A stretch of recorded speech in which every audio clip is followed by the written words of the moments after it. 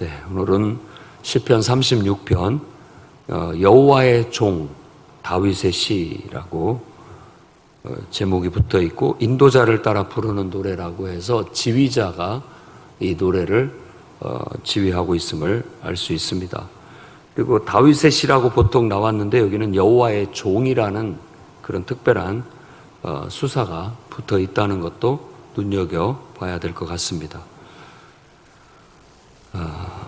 우리 모두가 다 어떤 의미에서는 하나님의 종 역할, 이 노예라는, 종이라는 의미가 부정적으로도 쓰이지만 이런 묘사에서는 긍정적으로 보는 겁니다. 종이라는 것은 주인이 주인을 섬기는, 그리고 또 주인의 뜻을 이루어내는 그런 역할을 말합니다.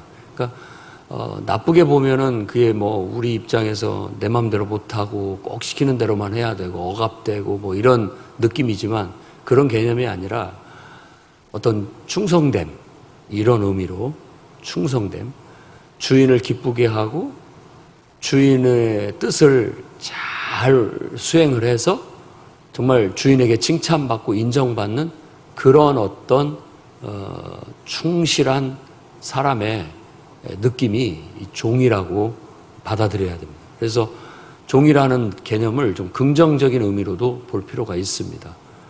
순종이라는 것 자체가 충성됨이라는 느낌으로 아주 충실하고 믿음직스럽고 모든 것을 맡겼을 때 아주 성실하고 또 기쁨이 있을 만큼 잘 수행하는 그런 존재, 그런 존재를 하나님의 종, 여호와의 종, 이렇게 말합니다. 그러니까 다윗은 그런 사람 중에 하나고, 또 어떤 면에서 이 시편은 바로 그런 사람의 노래, 그런 사람의 노래라고 볼 수 있겠습니다.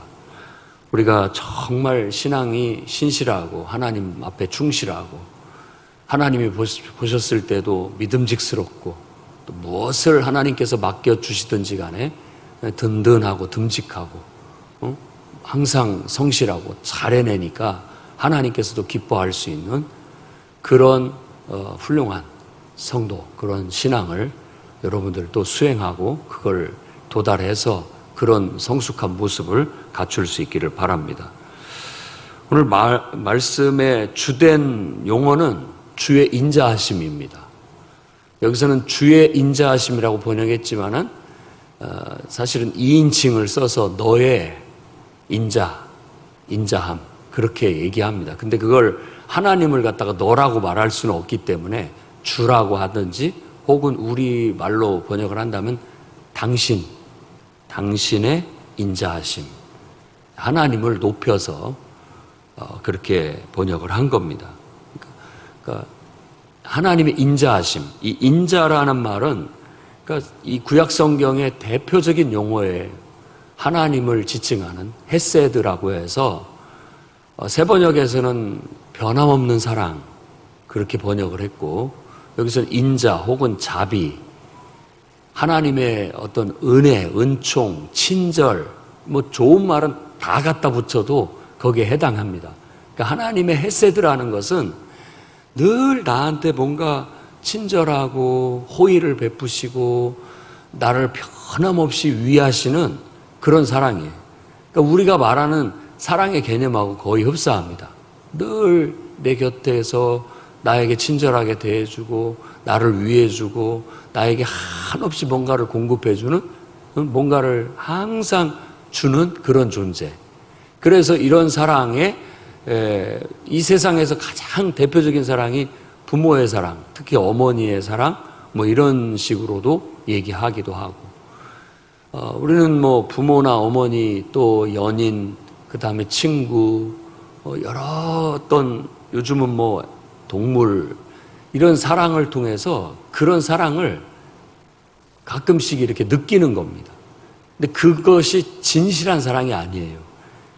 그런 사랑을 매개로 해서 하나님 사랑을 공급받음으로써 인간은 그 사랑 안에서 우리가 충족감을 얻고 그 속에서 만족하고, 그러면서 우리가 성장해가는, 인간으로서는 가장 행복한 그런 어떤 상태 속에 놓이게 되는 겁니다.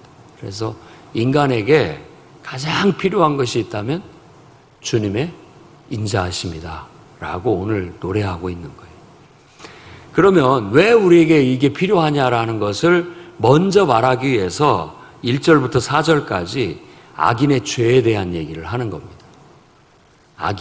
악인이라는 것 자체가 여기에서의 개념으로 본다면 나는 하나님이 무섭지 않다, 이런 사람을 악인이라고 규정하고 있고, 그 다음에 죄라는 단어가 나오는데 이 죄는 성경에서 똑같이 죄라고 번역을 했지만 다양한 죄의 용어들이 있습니다. 하마르티아라고 한다면 그것은 관역에서 빗나갔다라는 뜻으로 우리가 흔하게 쓰는 말로 잘못됐다, 이런 말입니다. 그냥 관역에서 빗나간 것은 아유 잘못 쐈어 이렇게 말하는 것처럼 우리 인생도 뭔가 잘못됐다, 틀어졌다, 빗나갔다, 이런 의미로서 가장 많이 쓰는 근본적인 죄를 얘기하고, 여기서 말하는 죄는 고통이라는 단어입니다.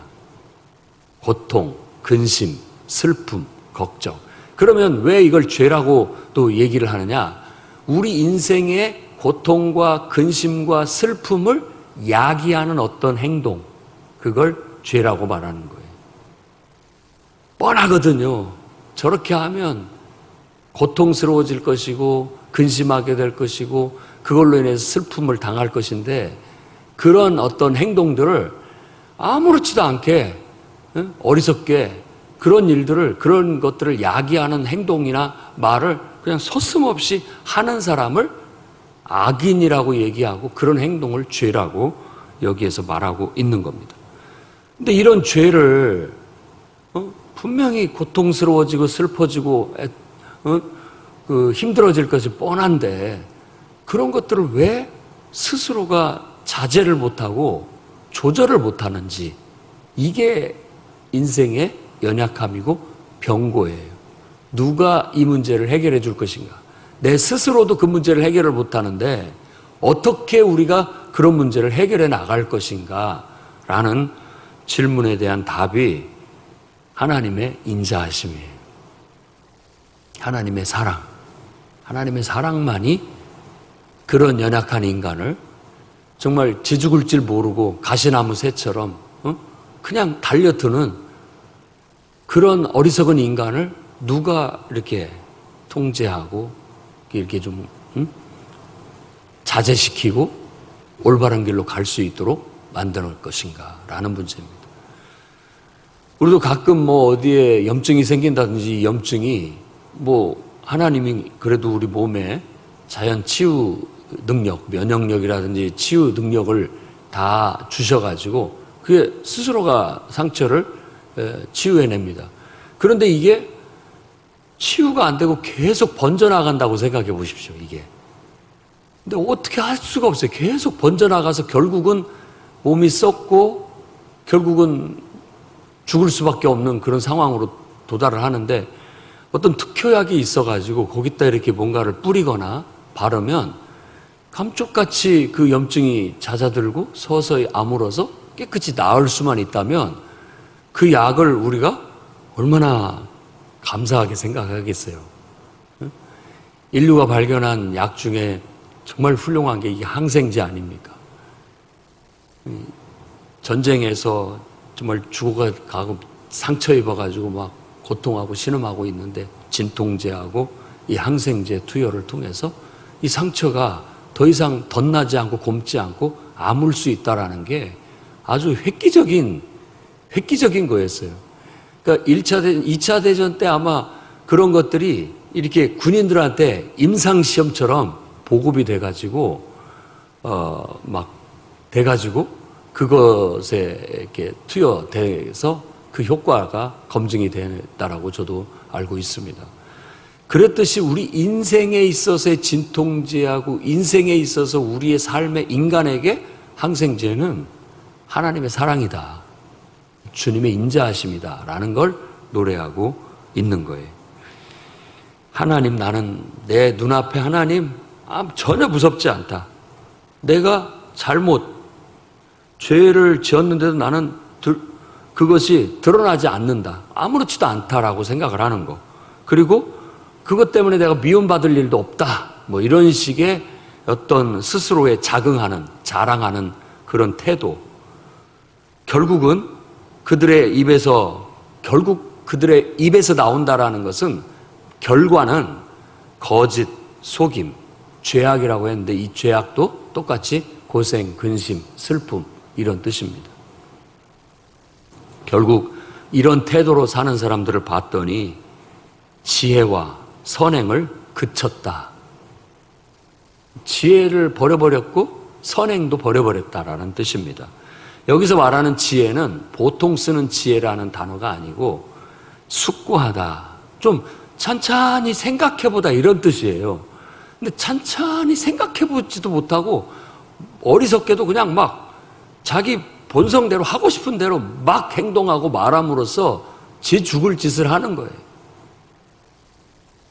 그런 어떤 태도, 그리고 선행을 그쳤다라고 해서 결국은 침상에서부터 악을 꾀하고, 항상 그 창세기 6장에 말한 것처럼 인간들이 가만히 보니까 태어나면서도 죽을 때까지 올바른 생각을 할 줄을 모르고 다 온갖 악행만 생각하고 그것만 저지르니 하나님께서 심판을 내리실 수밖에 없는, 그들을 막아설 수 있는 것은 세상에 아무것도 없는 거예요. 하나님밖에 없는 거예요. 그래서 그들을 결국은 심판할 수밖에 없었다라고 말하는 그런 가슴 아픈 내용이나 진배 없는 똑같은 말입니다. 그들은 스스로 악한 길에 서고 그 다음에 악을 거절하지도 않았다라고 말하면서 인간이 자꾸만 더 병들어가고 상처가 덧나고 계속 나빠지는 그런 상황을 묘사하고 있습니다. 그러면서 갑자기 5절부터 주의 인자하심이라고 말하고 7절에도 주의 인자하심, 그리고 10절에도 주의 인자하심에 대한 노래를 합니다. 5절에서 주의 인자하심은 하늘에, 그리고 주의 진실하심은 공중에. 그러니까 하늘에 있다, 공중에 있다 이런 말은 높고 한계가 없다 이런 뜻이에요.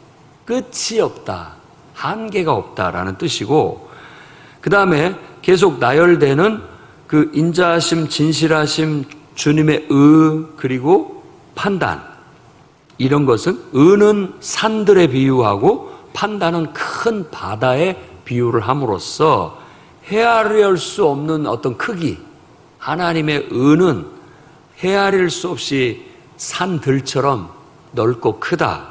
그리고 판단이라고 했는데 하나님의 심판, 미슈파트라고 해서 이것은 바로잡다라는 뜻입니다. 심판이라는 뜻은 바로잡다라는 뜻이에요. 나쁜 의미가 아닙니다. 심판하면 무조건 죽이고 벌 주고 이런 것이 아니라 잘못돼 가고 있는 이것을 바로잡다라는 의미를 갖고 있는 거예요. 우리도 그래서 주님의 빨리 오셔서 온 세상을 심판해 주시기를 기다리고 있는데, 그건 벌을 내리시라는 뜻이 아니라 온 세상이 잘못 돌아가고 있고 완전히 제멋대로인 이 세상을 빨리 오셔서 딱 바로잡아 주십시오라는 겁니다. 여러분들도 한번 생각을 해 보십시오. 어떤 학생들의 학교 반이 있는데 거기에 막 애들이 난장판을 피우고 있는데 선생님이 회초리 들고 딱 등장하면 후다다닥 막 틀어진 책상 바로 잡고 제자리에 딱 앉습니다. 그게 바로 심판이 바로 잡는 거예요. 바로 잡는 거. 그래서 아주 그렇게 하는 거에 있어서 너무나 잘못되게 했을 땐 누구 나와 라고 해서 그거에 대해서 벌을 주고 다시는 그렇게 하지 못하도록 질서를 잡고 해나가는 것, 이런 것을 심판이라고 하는데 그게 큰 바다와 같이 헤아릴 수 없는 크기다. 근데 이 모든 것들이 진실함, 이와 같은 심판, 이 모든 것이 주님의 사랑에서부터 묻어나오는, 그러니까 그 인자함이라는 그 헤세드라는 단어 속에는 진실함, 이와 같은 심판까지도 다 함축적인 의미라고 볼 수 있는 거예요. 그게 다 사랑입니다. 주님의 사랑. 헤아릴 수 없죠. 그래서 그 사랑이 사람과 짐승을 구하여 준다라고 말하고 있습니다. 그 사랑이 우리 인간에겐 명약이에요, 명약. 그야말로 명약입니다. 사람이든 짐승이든 이 세상은, 하나님이 창조하신 세상은 하나님의 사랑이 반드시 필요합니다. 그게 없으면 우리는 못 살아요. 옛날에 저희 할머니가 우리 머리 이렇게 쓰다듬으면서 밥 잘 먹으라고도 얘기하고 이럴 때 보면은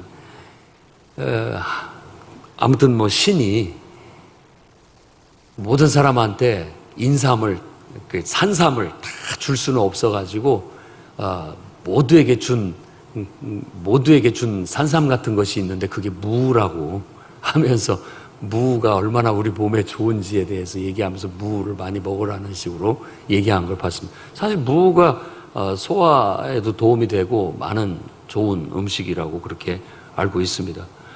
근데 신이 우리에게 바로 그와 같은 은총을 베풀어서 모두가 다 그것을, 그 사랑을, 하나님의 사랑을 받고 살아갈 수 있도록 하나님의 은총을 베풀고 계시다라는 것을 노래하고 있고, 그 다음에 7절에서 9절에 여기에서 말하는 인자하심에 대한 찬양은, 그 인자하심을 가만히 생각하니까 얼마나 보배로운지, 주의 인자하심이 어찌 그리 보배로운지, 보배롭다라는 말은 고귀하다, 값어치가 있다, 이런 뜻입니다. 너무 우리에게는 정말 둘도 없는, 세상 그 어떤 것보다도 우리에게는 소중하고 꼭 필요한, 너무나도 귀한 것이다 라는 걸 이 사람이 느끼고 있는 거예요. 이 죄인이 늘 내가 잘못해서 고생스럽고 슬프고 힘든 그런 길로 자꾸만 가려고 하는 나를 막아줄 수 있는 존재, 막아줄 수 있는 것, 바로 하나님의 사랑이라는 걸 경험하고 보니까 그게 얼마나 감사한지, 그게 얼마나 고귀한지에 대한 얘기를 하랍니다. 그래서 사람들이 그 날개 아래 피하게 되면 살진 것으로 풍족함을 얻게 될 것이다. 주님의 사랑의 그늘 아래, 그 사랑의 은총 아래 우리가 살 때 우리의 인생이 풍족해지는 거예요. 그런 어떤 은혜를 우리가 풍요로운이라는 단어에 담고, 그것을 늘 상상하면서 풍요로운 교회, 풍요로운 영혼, 풍요로운 성도가 돼야 된다라는 그런 마음을 갖고 수행을 해 나가자는 의미에서 교회 이름도 풍요로운 교회인 것입니다. 묘사가 시적인 용어로 복락의 강물, 생명의 원천, 이게 다 주님의 사랑 아래 있다. 그리고 주의 빛 안에서 빛을 본다라고 했는데, 그 사랑이 정말 우울하고 어두운 내 마음속에 한 줄기 빛이에요. 내 안에 있는 이 하나님의 빛이 내 인생의 한 줄기 빛이에요. 나를 밝혀줄 수 있고 나를 정말 환하게 밝혀줄 수 있는 분은 바로 하나님밖에 없고 그분의 사랑밖에 없다라고 노래하고 있는 겁니다. 그 다음에 10절에서 말하는 주의 인자하심은 주를 아는 자들에게 주의 인자하심을 계속 베푸시며, 계속 베푸신다라고 했는데 그 베푸신다라는 단어의 원뜻은 뿌리신다라는 거예요. 뿌리신다. 그러니까 하나님께서 주님의 인자하심을 계속해서 우리에게 이렇게 베풀어 주시는 거예요. 뿌려 주시는 거예요. 마치 식물에게 물을 계속 뿌려 주듯이 우리가 그 은총을 힘입어서 건강하고 무럭무럭 자라고 그렇게 살아갈 수 있게 된다라는 겁니다. 그분의 인자하심, 그분의 공의를 계속해서 우리에게 베푸시니까 그를 아는 자들, 그리고 마음이 정직한 자들, 하나님의 말씀대로만 살아가는 그런 사람을 정직한 자라고 해석한다고 말했습니다. 그렇게 하나님의 인자하심을, 주님의 공의를 계속해서 우리에게 물 뿌리듯이 뿌려주시니까 교만한 자의 발이 내게 미치지를 못해요. 그리고 악인의 손이 내게 미치지를 못해요. 악을 행하는 자가 다 쓰러져 버리는 겁니다. 그러니까 내 안에, 우리 안에도 거친 마음들, 모진 마음들, 틀어진 마음들이 항상 일어나요. 근데 그것을 내가 쫓아가면 내 인생이 괴로워지고 힘들어지고 나빠질 거라는 걸 아는데도 불구하고 이런 게 일어나는데 막 일어나요. 그런데 주님의 사랑을 계속 뿌려주면 이런 것들이 이렇게 죽어요. 마치 제추즙 뿌리면 풀 죽듯이 그런 나쁜 것들은 다 죽고 좋은 것들은 살아나고 그런 은혜를 노래하고 있는 거예요.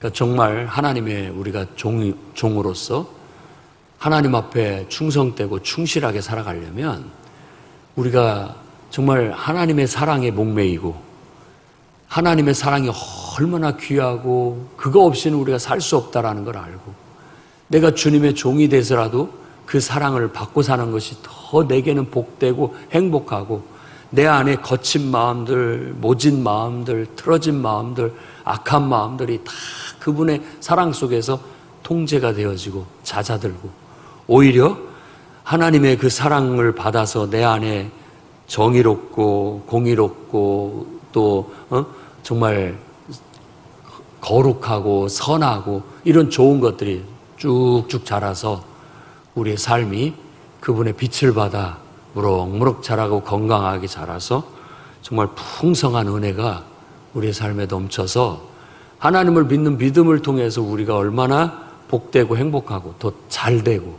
형통하며 건강하게 살아갈 수 있는지를 우리는 보여주는 산 증인들이 되어야 되겠습니다. 그런 의미에서 우리가 이런 차원에서는 그걸 기복이라고 말하지 않습니다.